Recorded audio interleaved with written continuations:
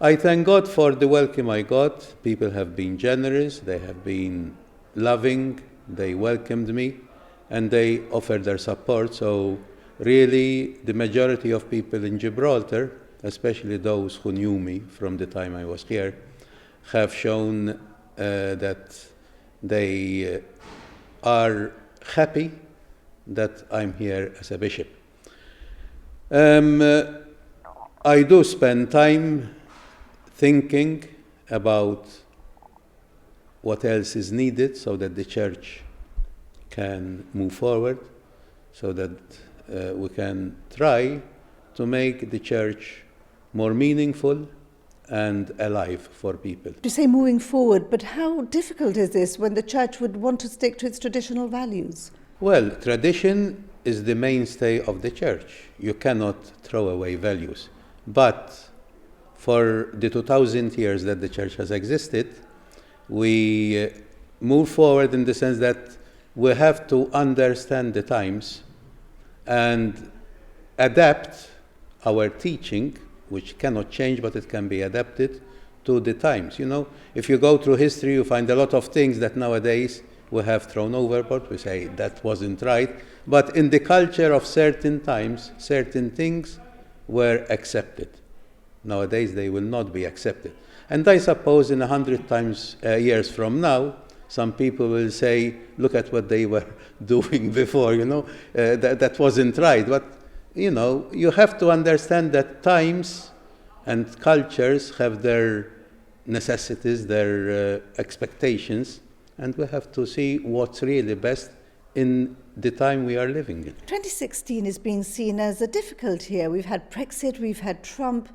What would you say are the main challenges? No, I think that people are becoming, in a way, tired of institutions. If you look at the elections that we have had, leave aside the American one, but even when you go to Italy, when you go to Spain, when you go to Germany, you see that people are going after leaders who are anti-institutional, and they are winning ground. Now, why is that happening?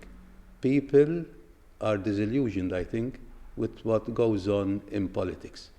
And I think that the world or the politicians have to think carefully about the way forward, because if what happened in America, whether it's good and bad, happens in Europe also, in many states, I don't know what's going to happen really. So if people are anti-institution, where does that leave the church? The church, with the Pope we have, I think is moving forward. I know that there are divisions in the church also because of the way the Pope is approaching things, no?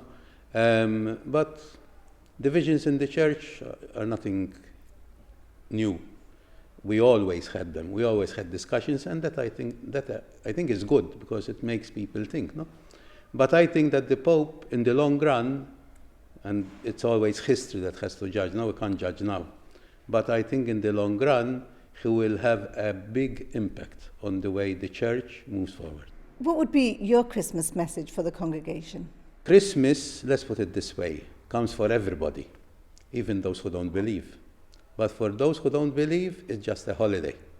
For those who believe, I think it is the time now when we again try to open the doors to Christ. When Pope John Paul II became Pope, the first thing he said was, do not be afraid, open the doors of your heart to Jesus. Jesus was born only once. He's not going to be born again.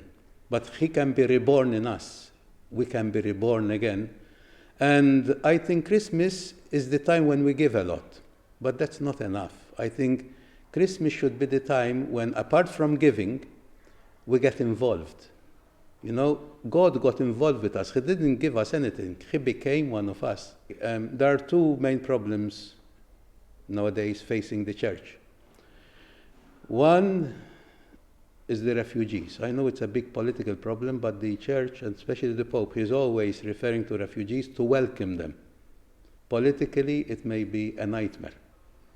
But when you think about it, we welcomed Christ when he came as a baby. We should also welcome those who cannot live anymore in their country, one.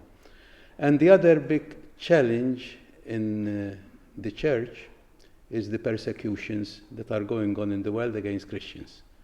We mentioned Syria. Syria is just one example, really, you know.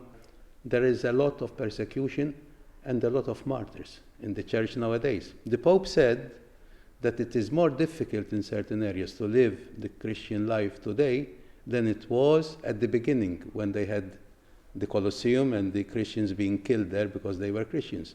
The Pope said we are living in more difficult times than in those days.